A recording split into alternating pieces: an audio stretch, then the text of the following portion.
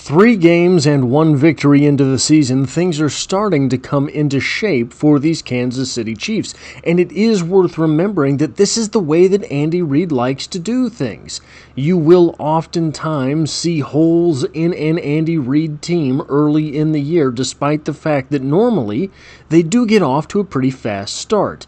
But as the season goes on, usually there's a mid-season swoon, and then the Chiefs start to come into shape late in the year as all of the things that they have worked on during the season start to come into form, as all of the things that Andy Reid has meticulously set up with his offense throughout the season suddenly become complex problems that have to be recognized by a defense. Suddenly, as Steve Spagnuolo has all of his players on the same page with those ornate blitzes, things start to roll. Things start to snowball for these Chiefs teams. That's why we have seen them have so much success in the postseason with Patrick Mahomes at the helm. But I want to pay particular close attention to the defense in this video. Yesterday, we talked about some notes from the offense for this previous game. And I think that there are really encouraging signs from the defense as well. And we'll start right here because I think that this is something we can take from this game moving forward, because we saw both of these types of backs in this game. We saw a balanced running back like Tyrone Tracy, and we saw a power back like Cam Skattebo. That sounds like a Batman villain, but Cam Skattebo. The Chiefs seem to struggle against the balanced backs, guys that maybe aren't super fast, but are definitely fast enough and definitely big enough, but they are better against power backs like Cam Skattebo. I almost did it again. Cam Skattebos of the world don't present the Kansas City Chiefs defense as many problems as the other types of running backs. This is promising for, well, maybe the very next game on the schedule with guys like Derrick Henry and the Ravens, but it is problematic for David Montgomery, Jahmyr Gibbs, and the Lions.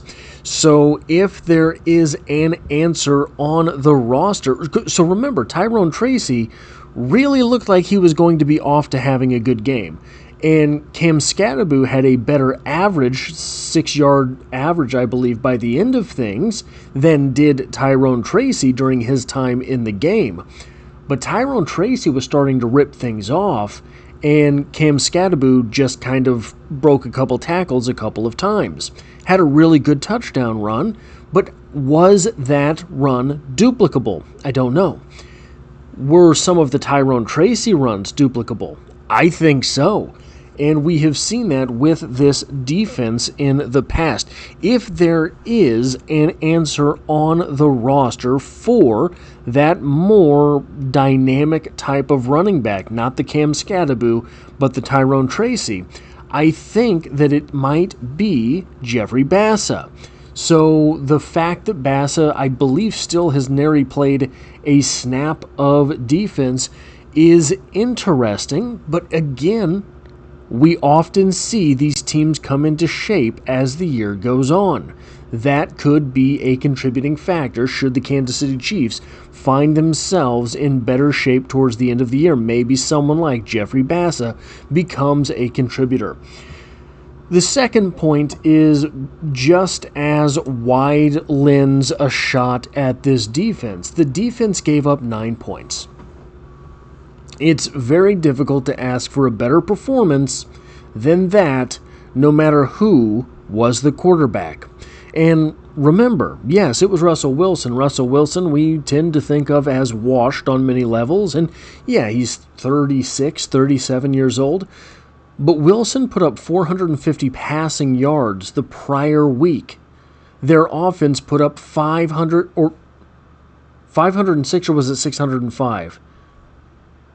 I'll just go with the lower number, 506. I may have transposed those numbers of offensive yards the week prior versus the Cowboys. It's difficult for me to believe that they only put up 56 yards of offense. Anyway, not all that important, just to say that this is an offense from the Giants that is, at least at times, capable. Now, if you go back one more week to that Commanders game, things looked very much like they did against the Kansas City Chiefs.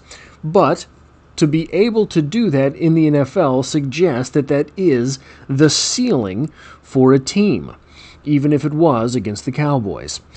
Now, equally as promising here, in my opinion, the Week 1 matchup versus the Chargers really sort of showed this team with some problems in the defensive backfield. However, against the Giants, it was the second week in a row that the Chiefs really looked good in the defensive secondary, and maybe led this week by Christian Roland Wallace, who himself played 30 snaps, basically half the time. I believe there were 66 total reps of defense, so about half of the defensive reps he was on the field, had a 91.4 defensive score, a 63.2 run defense score, a 77.2 tackling score, very big for some of the things that we have seen the past couple of weeks, and an 89.7 coverage grade. Here's why this is so good for this defense. Obviously, they need safety help, and Christian Roland Wallace played strong safety in this game, listed as strong safety in this game. Christian Roland Wallace was a UDFA for this team, an area in acquisition where Brett Veach has proven to be particularly capable. That said, I don't think anyone at the time would have blinked had their team taken Christian Roland Wallace in the 5th, 6th, or 7th rounds. He just fell through the cracks. Late in the draft, your team is prioritizing, okay, well, we have to have a defensive tackle. And it's cheaper to draft one in the 6th round than it is to sign one off the streets. Let's take one of those. We have to have a safety. We need a wide receiver. Those are 3 picks right there, 5, 6, 7. You have no more selections left. Oftentimes, that's how late in the draft goes. Oftentimes, late in the draft says, hey, here's a 6'5" wide receiver who runs a 4.3 40, but he can't catch and he can't run routes. Do you think you can coach some hands-on to him? Do you think you can coach him to run a post route? Screw it. Take him, right? Christian Roland Wallace is none of those things. Christian Roland Wallace isn't a guy who plays a multiple position like offensive tackle. So if you need an offensive lineman and there is a 6'5", 325-pound offensive tackle that plays for Notre Dame, you go ahead and take him because that's a left tackle, that's a right tackle, that's a left guard, that's a right guard. He plays defensive back, which is multiple, but he's not the fastest guy in the world, so you don't want him out wide. So there were a lot of things compounding against Christian Roland Wallace in the draft. But boy, has he looked like he would be worthy of a draft pick, at least lately. This would be a massive win for the Kansas City Chiefs because, yeah, they're struggling with some safety depth right now. They're struggling with some safety starters right now. You will notice none of the safety names are on this list of 3 I have in front of us. But being a UDFA means you're also probably a little bit cheaper than, say, a 3rd-round pick. Should the Chiefs suddenly find themselves with a starting level player as a UDFA in Christian Roland Wallace, those are the wins that you have to perpetuate a dynasty. Those are the wins it seems you have in Christian Roland Wallace. That is the type of win you also have in the second name on this list, former 7th-round pick Jalen Watson, who played 66 snaps in this game, 41 coverage snaps. in this game. Ended the game with an 81.2 defensive grade, a 67.8 run defense grade, a 79.8 tackling grade, a 68.2 pass rush grade, for what it's worth, 1 rep there, and then a 79.9 coverage grade. These are good numbers. Jalen Watson does not get the respect he deserves. I hope the Chiefs are able to find a way to retain him this offseason, but I imagine he's going to have quite a few suitors. He's starting to look at times L'Jarius Sneedish, in that he can be right there in somebody's face and not lose ground. Now, at times he doesn't, right? But for there to be those times where he does look that way suggests that is his ceiling. How you're still trying to find a guy's ceiling 4 years in is a little bit perplexing, but some guys just... And here's the thing, he's a little bit older for his draft class too, because if you'll remember, he had a circuitous route to the NFL. And then finally, Trent McDuffie there.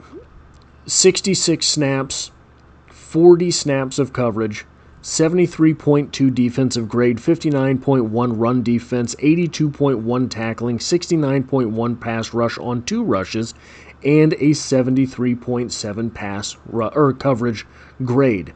That is, frankly, what you expect from Trent McDuffie at this point, but to not point it out would be taking one's success for granted and holding it against them.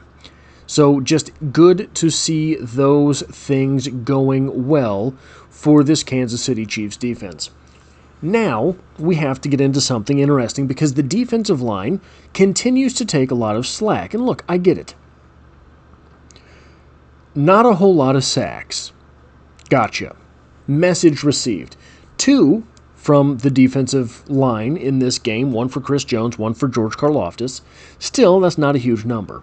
Well, weeks 1 and weeks 2, the Kansas City Chiefs went up against the Chargers and the Eagles, 2 of the better offensive lines in the NFL, including the Eagles, who might be the number one offensive line in the NFL. Was going to be a tough sell for these Chiefs defensive linemen to get all that much productivity in those games anyway.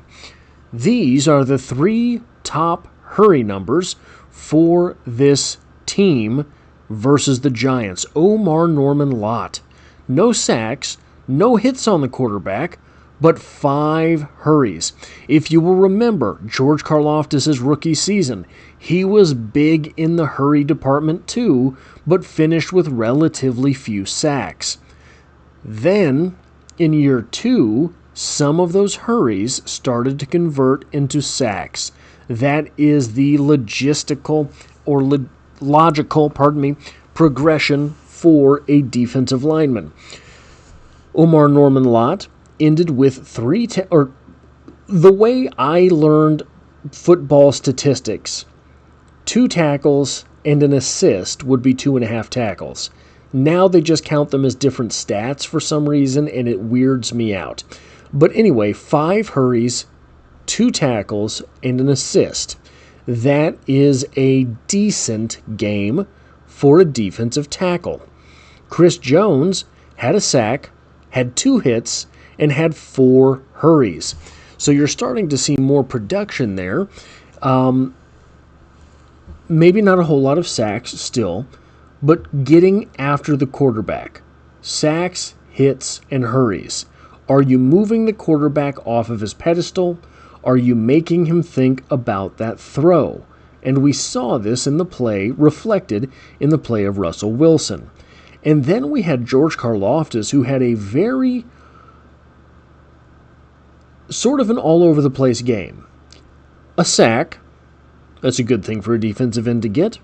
4 hits on the quarterback, but only 2 hurries. And then he had 7 tackles and 3 assists. He was in on 10 tackles, 4 hits, 2 hurries, and a sack. Kind of an all-over-the-place performance there. Now, Normally, I would profile Ashton Gelati in this group as well. Didn't have a great game. So tomorrow, I think I'll do the rookie recap, rookie report video, and we will talk about Ashton Gelati and his progress, or lack thereof, in this game, in that video. And the final thing here is just how strange sometimes grades are. Grades are tough. Nick Bolton had a 45.2 defensive grade and a 35.3 run defensive grade. Nick Bolton had 9 tackles and 4 assists, 13 total stops.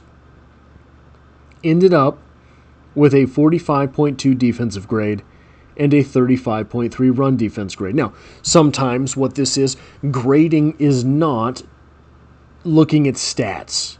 Grading is more looking at what the assumed or presumed assignment was on the field, and then saying, did he execute on that? So, if you did make the tackle, but you made it 4 yards downfield, that's not the same as making the tackle at the line of scrimmage.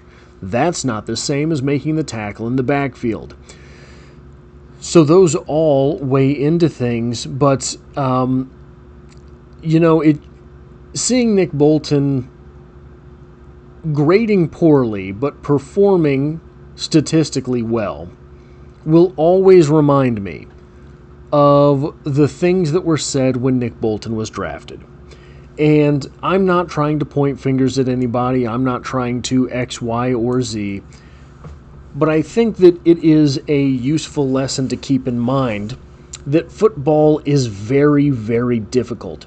Football is nuanced. Football isn't checkers. Football is chess, no matter what Larry Johnson wants to say. The Chiefs drafted Nick Bolton at a time when they couldn't find a middle linebacker in a game of Madden. If you remember those linebacking cores into which Nick Bolton stepped, it was just disastrous. Nick Bolton came in, started right away, and never looked back. In fact, I believe he was forced onto the field because Anthony Hitchens was injured in week 1 of Bolton's rookie season. And is he the greatest athlete ever? No, certainly not. But he's a very steady performer. He's someone that he's someone you know what you will get from him. You know what to expect with Nick Bolton. In a lot of ways, Nick Bolton on defense is the exact opposite of Isaiah Pacheco on offense. It seems like a strange thing to say at first because they are both creatures of intensity. Nick Bolton is physically limited, but very consistent. Isaiah Pacheco is a bigger running back who runs a sub-4.3 40-yard dash, but still, on the same play, will miss a block and then turn over the wrong shoulder towards his own end zone while going out into the flats. That play from Isaiah Pacheco where Patrick Mahomes tried to fling him the ball and it was a fumble, and Patrick Mahomes took the blame after the game because that's what Patrick Mahomes does, was absolutely not on Patrick Mahomes. Isaiah Pacheco, for some unbeknownst to anything holy reason, decided to look back towards his own end zone instead of over this shoulder where Patrick Mahomes had thrown the ball, because that's where you catch it and go. When you're catching the ball, your quarterback has a little bit of a responsibility of putting that ball over the shoulder, which is upfield. I don't know what that... So that seems like a petty thing for me to be bringing up 2 days after the game. In a video about the defense, not a video about the offense. The reason I am doing this, saying this, right? That is such a mind-blowingly ridiculous decision from Isaiah Pacheco that I can't fathom what was going through his head. Nick Bolton is the exact opposite. Nick Bolton, everything that goes wrong with Nick Bolton on the field can be explained by, hey man, guy doesn't run a 4.4, the guy's not 6'3". Everything can be explained with that. So that is perhaps one of the reasons that this defense is going to be coming together during the course of this season. That those players will sort of get gelled into their role on this defense, and week after week, things are going to start clicking into place. The Christian Roland Wallaces of the world, a little bit physically limited just like Nick Bolton, but he's kind of really making good decisions right now. All of these players on the field, I was watching the Ravens and the Lions, and Montgomery, I think it was Montgomery, was breaking off some long runs. And they were runs where he would get through the first level and through the second level, and there was no third level. Everybody was close to the line of scrimmage, so at that point it was a foot race. And the Ravens, to their credit, had enough athletes that they could chase people down. Guys, the Chiefs have to make good decisions because I don't think they have the athletes to be chasing people down. So that is another thing worth keeping an eye on maybe as this season goes on. Anyway, guys, that's what I have in this video. If you like or appreciate what it is that I do here, hitting the like button really does help me out, as it tells YouTube to share this video with other Chiefs fans. If you find yourself here by chance but not design, the Chiefs are the only thing I talk about on this channel, dropping multiple videos every single week. And as always, I hope to have you back for the next one.